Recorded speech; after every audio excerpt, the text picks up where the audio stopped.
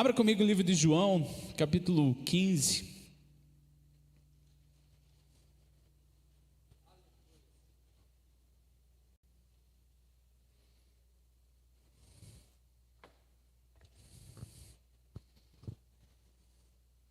Nós não vamos ler inteiro ou desde o começo, então abra João 15 a partir do versículo 4. Nós só vamos ver dois versículos, 4 e 5.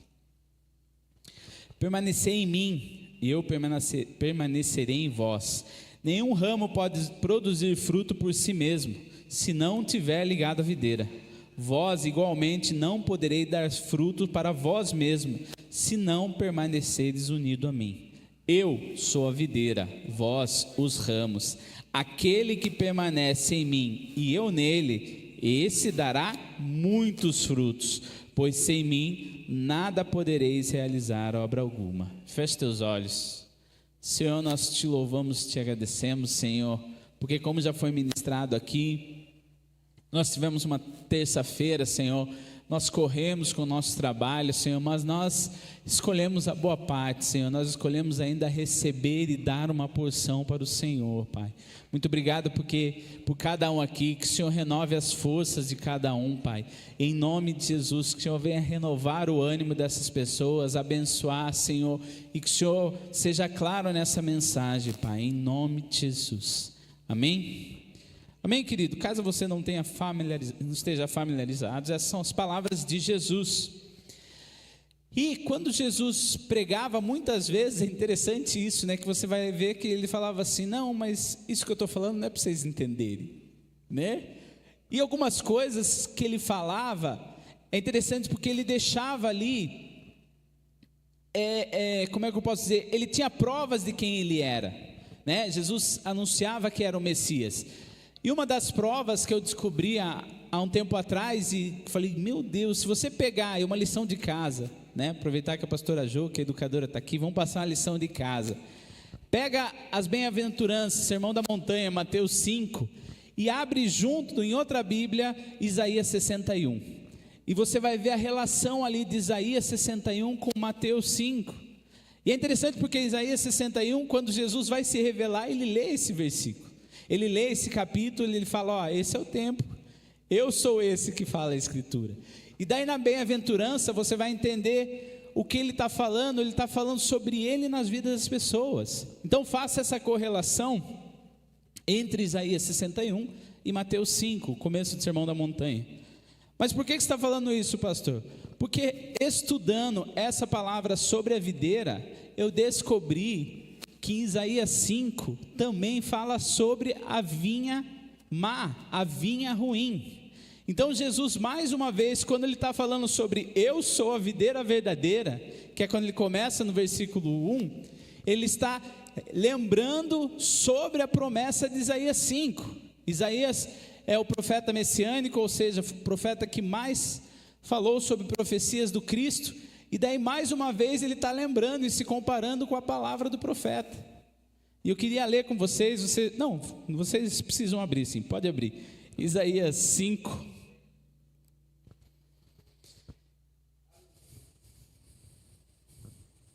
Vamos ler só do 2 ao 4. Mas presta atenção do que diz Isaías 5. Ele cavou a terra com zelo, tirou as pedras e plantou as melhores videiras. Ergueu uma torre de sentinela e também construiu um tanque para prensar uvas. Presta atenção nisso. Ele tinha grande expectativa de colher uva muito boa, mas as parreiras só produziram uvas bravas. Agora, pois, ó habitantes de Jerusalém e homens de Judá, julgai, rogo-vos entre mim e as minhas vinhas. Que mais se pode fazer ainda a minha vinha, que eu não tenha lhe oferecido? E como esperando eu que essas uvas fossem doces, veio a produzir uvas azedas. Você não precisa continuar lendo, mas você vai ver que depois ele fala, olha, eu vou deixar largado, né? Eu vou tirar a proteção, eu vou deixar que cresça mato, e eu vou orar para que não haja mais, que fique seca a terra, porque essa vinha, né? Aqui fala sobre vinha, se você não sabe, vinha é um conjunto de videiras. E essas vinhas não estavam dando fruto, e ele fala, não, tem que secar, tem que morrer, porque eu fiz tudo o que tinha que fazer. Então você vê aqui Jesus falando: olha, tem sim a videira amarga. A videira amarga é o nome em algumas versões dessa palavra, eu achei sensacional isso. Mas eu sou a videira verdadeira. Sabe os frutos ruins que fala em Isaías? Não, quem estiver conectado comigo vai ter outros frutos.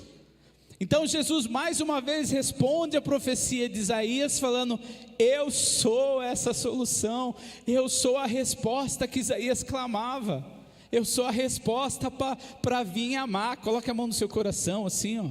Fecha o olho e fala assim: eu sou a vir amar. Ô irmãos, a gente é vir amar. Amém, querido?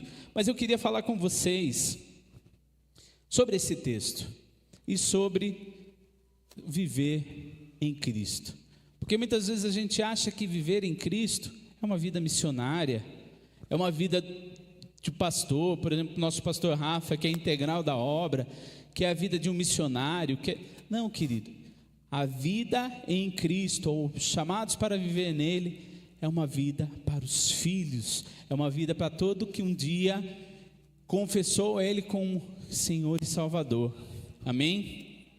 E quando Jesus diz no capítulo 4, permanecei em mim, e eu permanecerei em vós, Ele está dizendo que viver Cristo é um lugar de habitação. O verbo usado aqui para descrever a palavra permanecer é a palavra em grego chamada meno, que significa permanecer, habitar, continuar. Então, meno, que é a palavra que foi usada ali em grego, isso quer dizer permanecer, habitar e continuar. Então, quando Jesus está falando permaneçam em mim, Ele está falando assim: o nosso relacionamento não é passageiro, ele é um lugar de habitação, de permanência e de continuidade. Então, quando se fala permanecer, é relacional. É relacional, permanecer é estar habitando no Senhor, viver em Cristo é habitar nele e deixar que Ele habite em nós. 2 Coríntios 3,18 diz assim: portanto, todos nós, dos quais o véu foi removido, podemos ver e refletir a glória do Senhor, e o Senhor, que é o Espírito, nos transformando gradativamente da sua imagem gloriosa, deixando-nos cada vez mais parecido com Ele. E como nós vamos ficar parecido com Jesus? Permanecendo nele. Menô, não vou esquecer essa palavra, menô, permanecer, habitar e continuar, querido. Então o Senhor nos fez para viver e nos relacionar e habitar nele, querido. Mas pastor, como assim habitar? Eu já falei isso aqui algumas vezes, mas eu lembro que, como dizia um amigo meu, eu passei uma fase, acho que todo mundo passa por essa fase, passando pelo vale da sombra da Pindaíba, né? E eu descobri um lugar no Senhor que não me deixava ficar desesperado. Ah, mas pastor, quando você orava as contas paravam? As dívidas passavam? Não, querido, mas eu mudava, mas o meu coração se acalmava, mas o meu coração, eu encontrei um esconderijo. Nós encontramos também esse esconderijo na pandemia, esse lugar de habitação. Porque eu não sei para você, querido, e eu não sei se você perdeu algum parente, algum familiar, mas deixa eu falar algo para você. A pandemia para mim foi maravilhoso. Ai, pastor, deixa eu explicar. Queridos, nós fomos para casa e eu encontrei esse lugar secreto. Minha esposa está ali e a gente acordava, a gente tomava café, a gente fazia um culto. Aí a gente fazia o trabalho, né? Estava trabalhando ainda.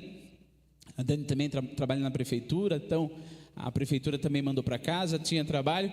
Aí a gente almoçava, a gente fazia outro culto. Aí continuava trabalhando, aí a gente jantava antes de dormir, outro culto. E culto assim, violão, só faltava pedir oferta, mas tocava, fazia louvor, dava uma palavra, a gente lia um versículo, meditava e orava. Por que isso, querido? Porque tinha algo assustador sobre a terra. O Benjamin falou assim: pai, eu estou acostumando a ficar de máscara. Eu falei: filho, não. É horrível você pensar que tem algo no ar que pode te matar. Então, para nós não entrarmos nesse lugar de desespero, nós encontramos um lugar de habitação. Foi o que nos protegeu na pandemia e nos uniu como família. Que o Senhor falou grandes coisas no nosso coração. Eu já falei isso aqui, teve um dia que eu dei uma palavra que o Senhor falou: ó, você acertou o coração do seu filho com essa palavra. Então esse lugar de habitação, esse lugar seguro que é em Cristo Jesus, que é permanecer nele e que é contínuo, que nós devemos encontrar para viver nele, amém, meu querido? Continuando o capítulo 4, diz assim: nenhum ramo pode produzir fruto por si mesmo, se não estiver ligado à videira. Vós, igualmente, não podereis dar frutos por vós mesmos, se não permanecerdes unidos a mim. Queridos, viver em Cristo, viver nele, é entender a sua humanidade. Nós temos pastores aqui, e não acredito que nenhum dos pastores aqui acha que é super crente, que é semideus, que a gente não põe a cabeça um na mão do outro e ora e pedindo as misericórdias do Senhor. Tem um teólogo americano chamado Hans Huckmacher, professor de artes. Ele fala uma frase maravilhosa que diz assim: Jesus não veio para nos tornar cristão, Jesus veio para nos tornar plenamente humanos. Querido, quando nós entendemos a nossa humanidade, a nossa fragilidade, nós sabemos os nossos pontos de oração, nós sabemos onde pedir que o Senhor esteja. Nós temos que entender, querido, que nós somos humanos e está tudo bem. Tá tudo bem. Deus te fez homem e mulher, Deus te fez ser humano e está tudo bem você ser humano. Eu sei que parece óbvio, eu sei que parece besteira, querido, mas como é difícil nós admitirmos as nossas fraquezas, as nossas fragilidades. Quando reconhecemos e entendemos a nossa humanidade, podemos aí sim sobrepor sobre as nossas fraquezas. Romanos 5:20 diz: mas onde abundou o pecado, superabundou a graça. Então como é que eu vou ver a graça abundando? Reconhecendo o meu pecado, reconhecendo a minha humanidade, reconhecendo a minha fraqueza diante da divindade, querido. Quando nós estamos vivendo nele, nós falamos como Isaías. Isaías viu o Senhor e falou: estou lascado, ai de mim pecador. Foi a primeira reação. Uma vez criaram um debate na escola dominical, falando assim: ó, quem acha que é santo, e que um santo que peca vai para esse lado, e quem acha que é um pecador vai para esse lado. E deixa eu falar para você, nenhum dos dois estava errado, porque o Senhor nos escolheu para ser santo, amém? Mas quando nós, na nossa santidade, na nossa justiça, que Paulo fala que cheira como trapo de imundície, chegamos diante do Senhor, a nossa reação é: eu vou morrer. Isso que eu chamo de justiça, de santidade, diante da santidade do Todo-Poderoso, você fala: meu Deus, eu estou na roça. É isso que Isaías contemplou. Então, querido, quando nós estamos vivendo nele, nós entendemos a nossa humanidade.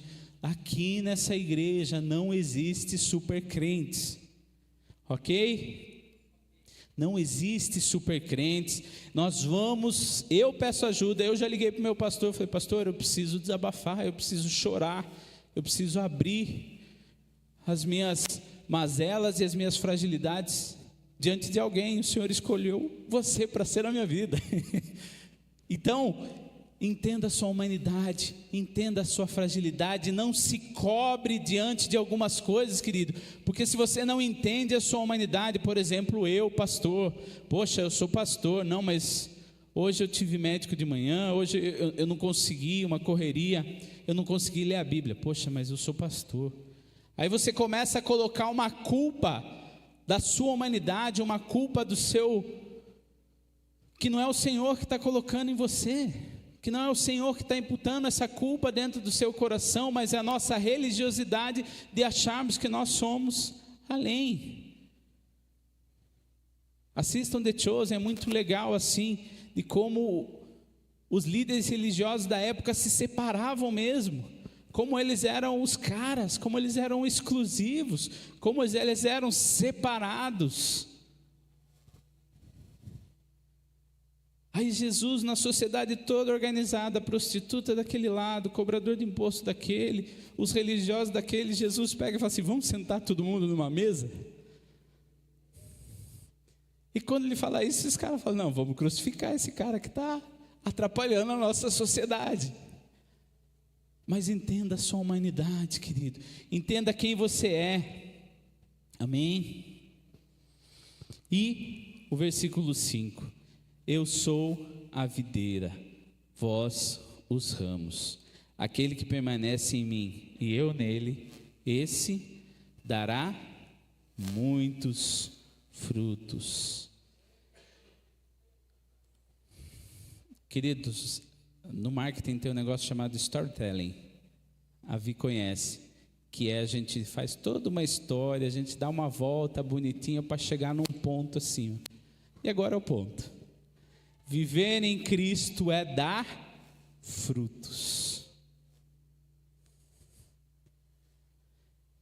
João 15,16, né, se você continuar lendo nesse capítulo, ele fala assim: eu vos escolhi e vos designei para ides e dardes fruto, e frutos que permaneçam. Pastor Rafa falou algo na pregação de domingo, e é algo que eu sempre falo: o mundo sempre vai ocupar uma cadeira que a igreja deixa vazia.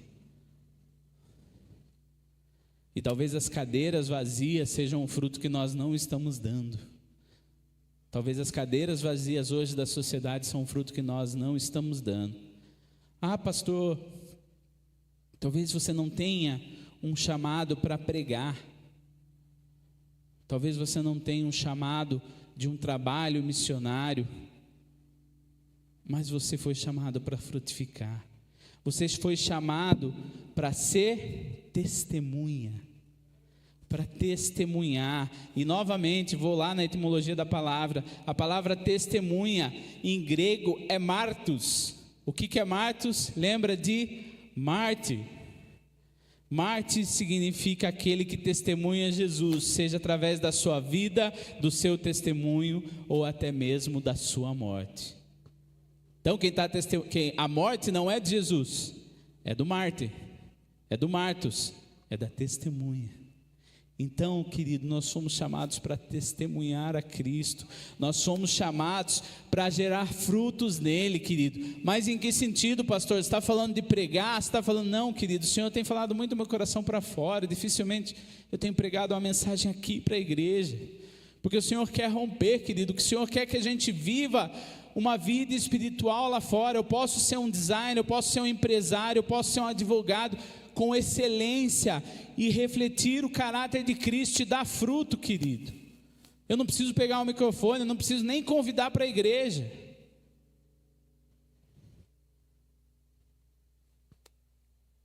Viver em Cristo é isso, querido, é dar frutos. Ele está falando, né, no versículo 5, eu sou a videira, aquele que permanece em mim e eu nele, esse dará muitos frutos. Querido, nós temos que começar a romper nas nossas vidas, querido, sabe? Nós temos que começar a frutificar em todas as áreas. Nós temos que frutificar. Ah, pastor, você está falando de ganhar dinheiro? Não, o pastor falou domingo, sensacional. Quer ganhar dinheiro? Vai em outro lugar, a igreja não é para isso. Não é a igreja do Senhor, não é a igreja de Cristo Jesus. Não é para isso que Deus edificou a sua casa, o seu corpo. E aquele que ganha dinheiro com o corpo dos outros é cafetão. Então, igreja não é lugar para ganhar dinheiro. Mas nós somos chamados para dar fruto, querido. Mas, pastor, eu não entendo o que é dar fruto. Dar fruto é aproveitar a oportunidade. Pastor Rafa me ligou hoje cedo, não é comum Eu sei que isso incomoda ele também. Ele falou: olha, era para a pastora Kátia pregar, mas ela está com problema de saúde, nós vamos orar por ela no final. Você não pode pregar? E querido, tem algo no meu coração, eu nunca vou negar de pregar Jesus, querido. Ele falou: você tem uma mensagem? Eu sempre falo: a mensagem está pronta, pastor. Quem não está pronto é o mensageiro. A mensagem está pronta. Mas eu não vou negar de pregar Jesus. Ah, então toda vez que o pastor convidar você, você vai pregar aqui. Não, querido, eu amo pegar Uber. Esses dias peguei Uber com Isaías. Aí já falei assim: Isaías? Esse nome já saiu de linha, né? Já não fabrica mais Isaías, né? Ele falou: só na Bíblia. Aí eu já peguei o gancho. Aí a gente começou a falar. Teve um dia que estava chovendo muito e a gente estava vindo. Foi muito engraçado, porque estava chovendo e eu estava com medo da marginal estar alagada. E daí eu peguei um Uber chamado Moisés. Falei: Deus está no controle. Aí eu falei: Moisés, seguinte, eu preciso que você leve eu para a igreja e você faz o mar abrir aí, cara. Dá seu jeito, está no seu nome, é a sua essência. Então, querido, nós temos que aproveitar cada oportunidade de falar de Cristo.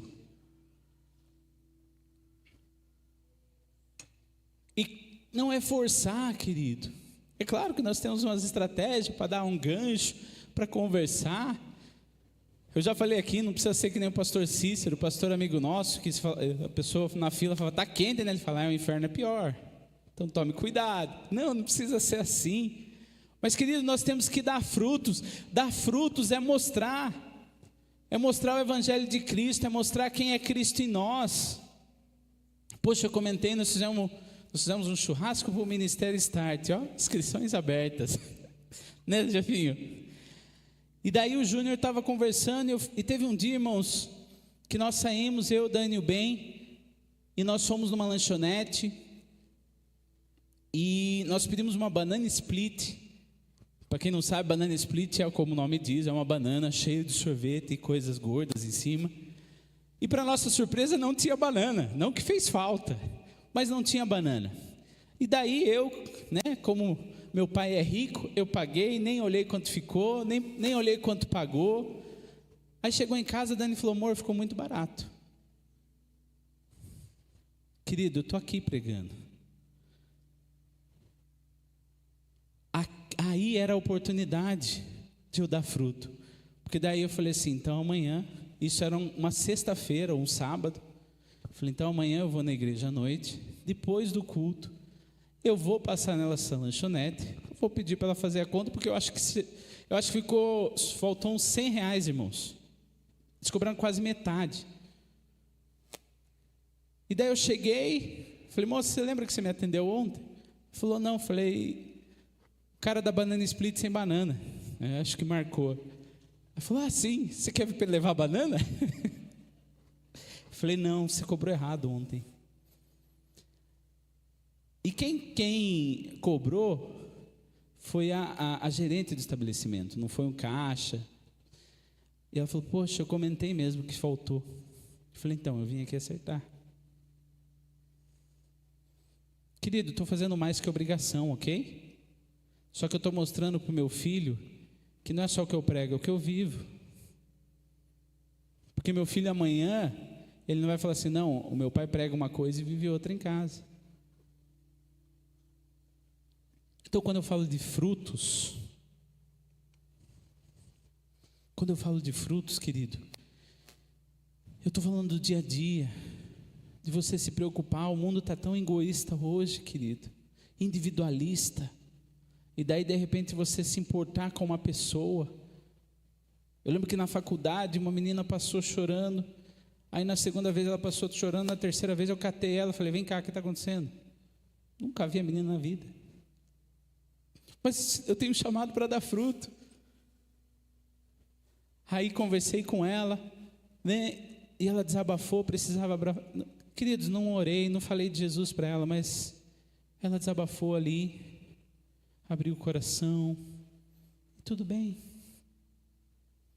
Às vezes as pessoas falam: poxa, mas cara, você é tão legal, tão feliz. Queridos, não cabe, não entra na minha cabeça crente carrancudo.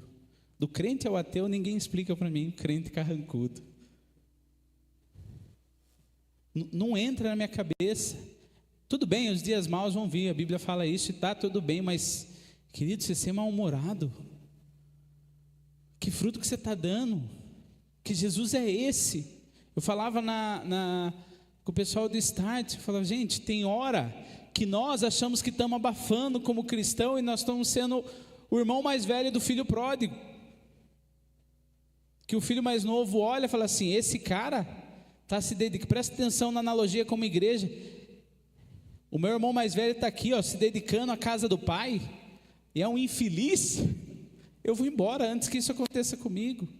Quantas pessoas talvez tenham saído da igreja porque nós somos o irmão mais velho, porque não estávamos dando fruto, dentro da igreja, dentro da casa do pai, porque estávamos, porque eu queria uma carninha, porque aquele, não, querido. Nós somos chamados para dar frutos, e frutos bons. Nós fomos chamados para edificar a igreja, nós fomos chamados para mudar, impactar a sociedade, querido. Nós fomos chamados, pensa nisso, coloca assim essa responsabilidade sobre você. Eu e você fomos chamados para dar frutos, e mudar a sociedade, impactar a sociedade. Querido, no último censo que eu sei, tinha mais de 700 igrejas em Sorocaba. 700 igrejas. 700. Quando antes da gente vir aqui, eu tinha tudo calculado. Meu erro foi vir aqui. Eu vim aqui e fiquei. Mas eu falei assim, 700 igrejas, conheço uma por domingo. É 6 anos conhecendo igreja, ferido, machucado, não queria conversar. Falei, nossa, a gente vai de igreja em igreja, conhece todas. Mas se as 700 igrejas de Sorocaba frutificassem e fossem luz, querido, só a igreja de Sorocaba sustentaria o estado de São Paulo. Concorda? 700 igrejas. Se essas 700 igrejas frutificarem, eu não estou falando que nós somos a única, não, querido, pelo amor de Deus, tem muita igreja bênção aqui. Tem até irmãos que eu estou pedindo para ir para lá, não, estou brincando. Mas queridos, 700 igrejas não estão fazendo tanto impacto quanto a cidade. Nós vamos lá e brigamos por uma placa. Nós vamos lá e batemos o pé por uma placa.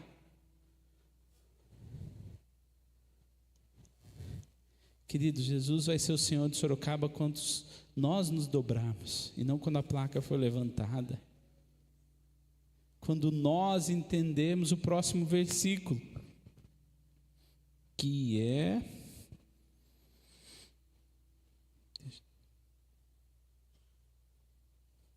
é o final do versículo 5 assim, pois sem mim não podeis realizar obra alguma.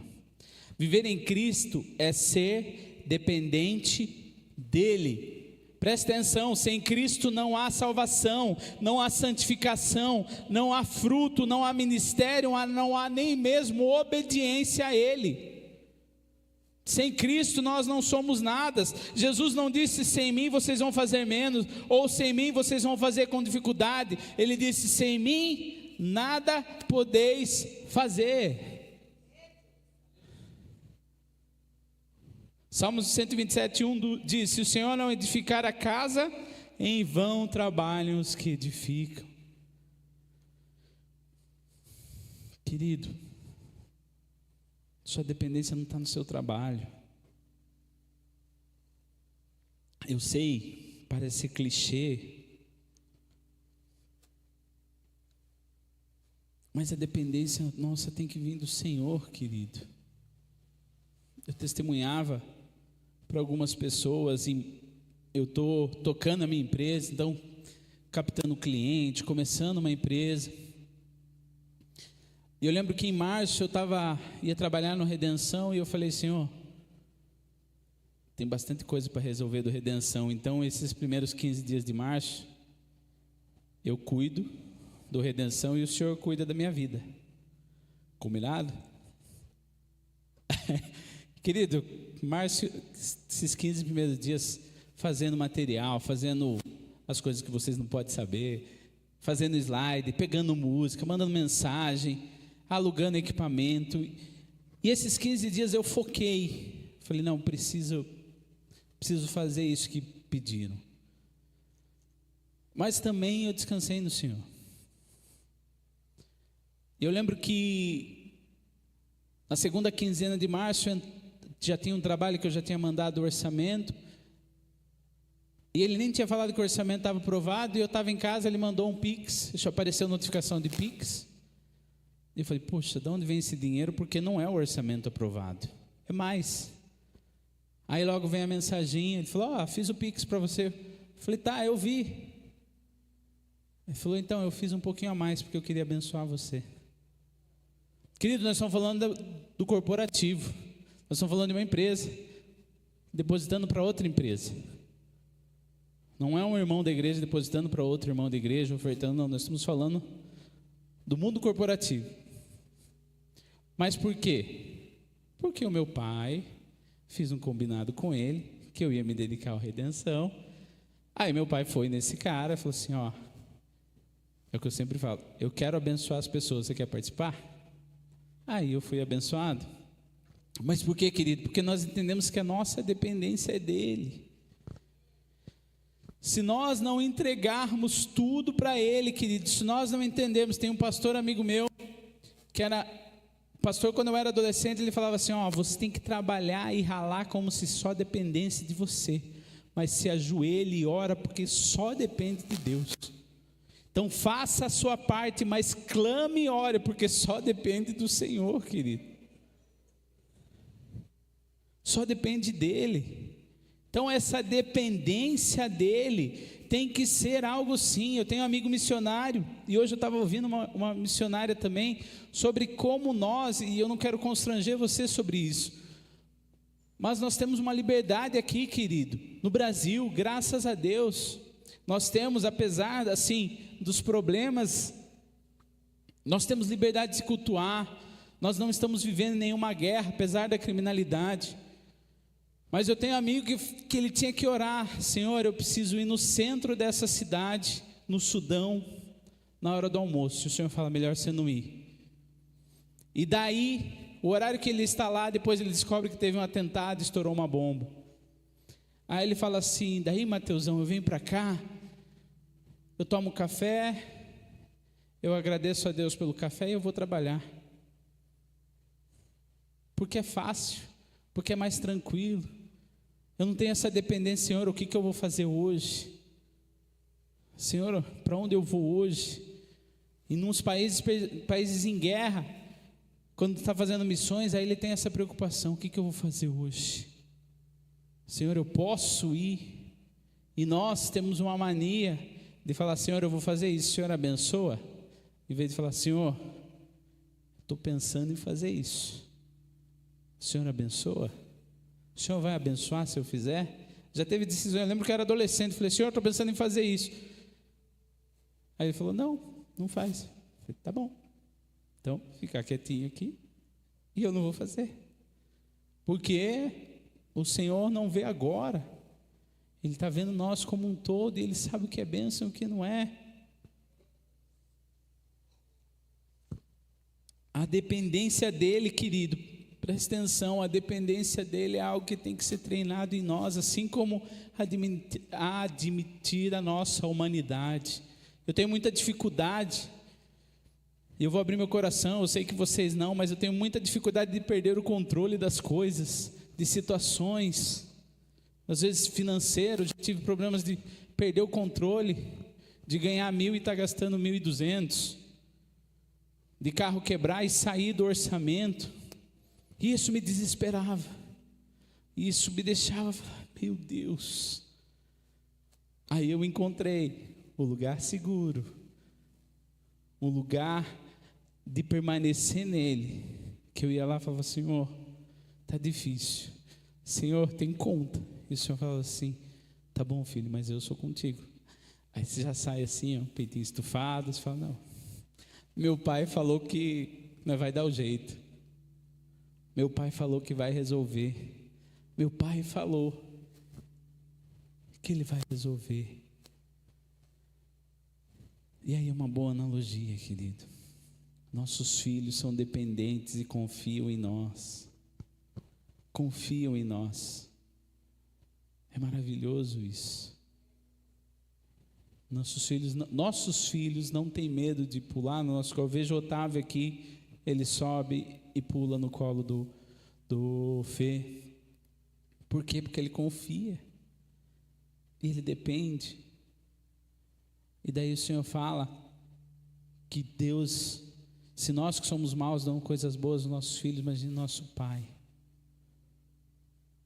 Então depender dele, querido, não é só quando está tudo bem. Não, Senhor, minha empresa está bombando, está tudo indo bem, eu dependo dele. Não, querido, aí é fácil. Agora quando o bicho está pegando,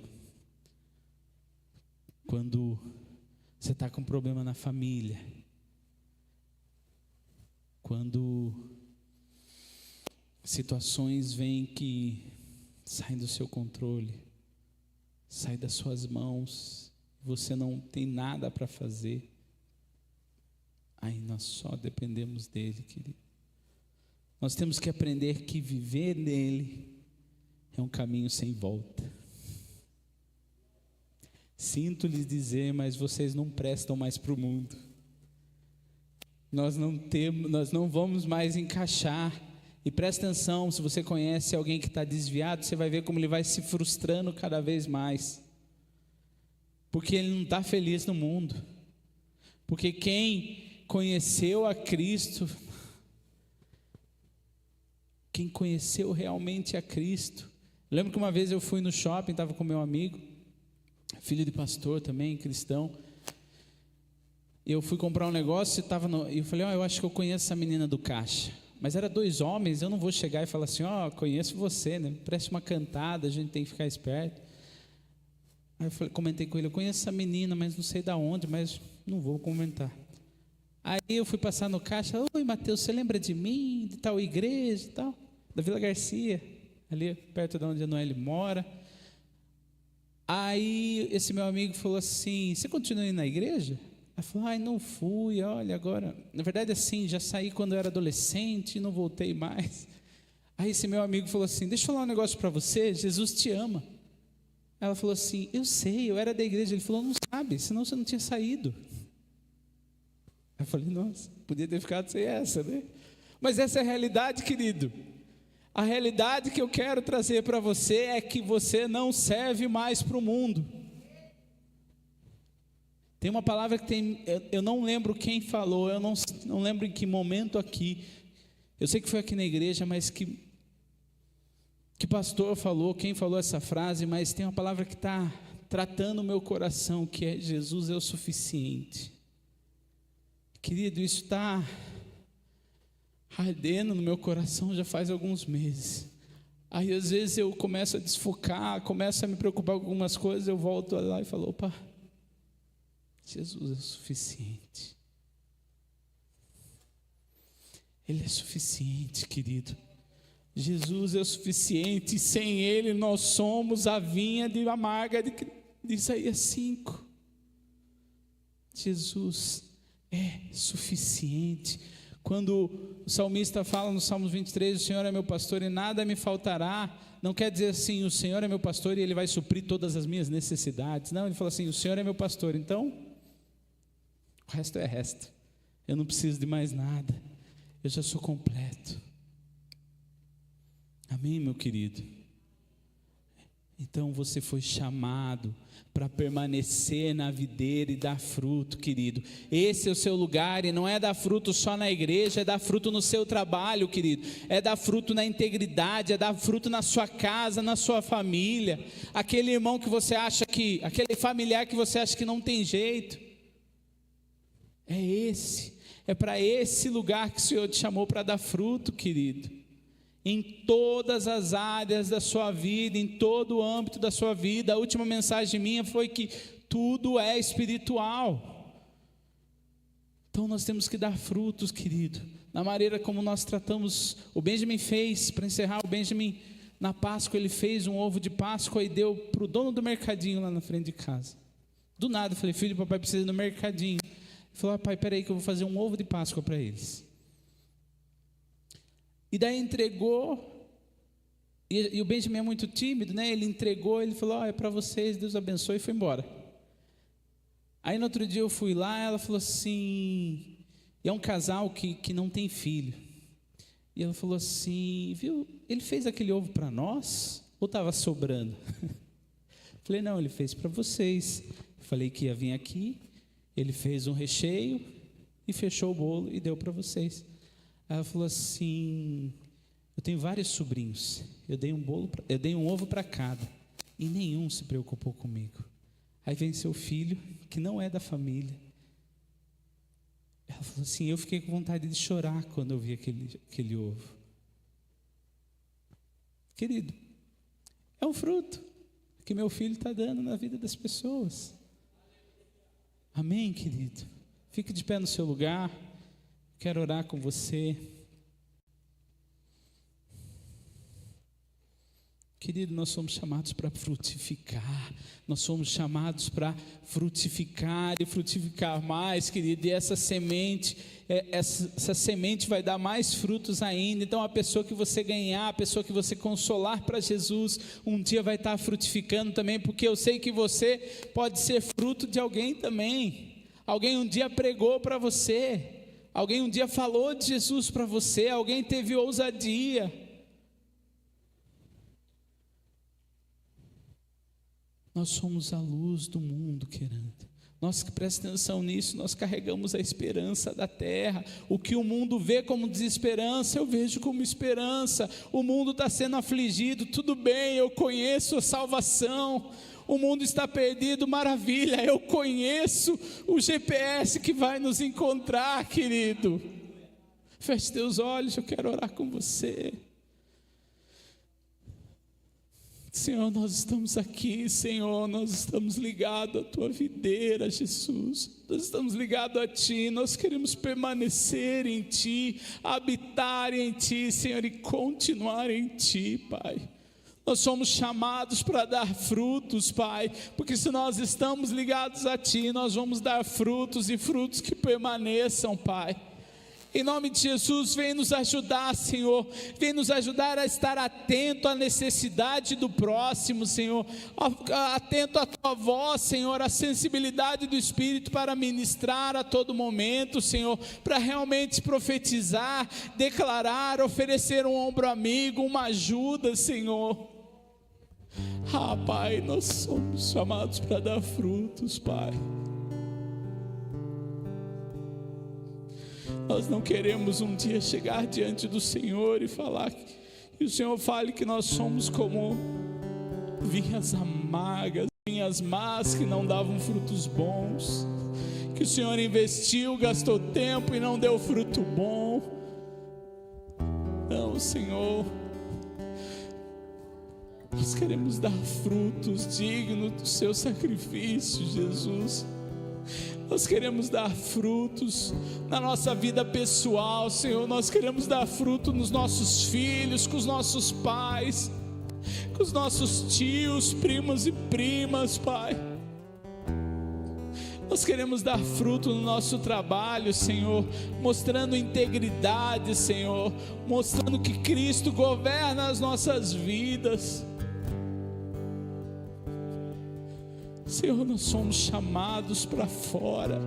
A igreja tem esse nome, eclésia. Nós somos chamados, Senhor,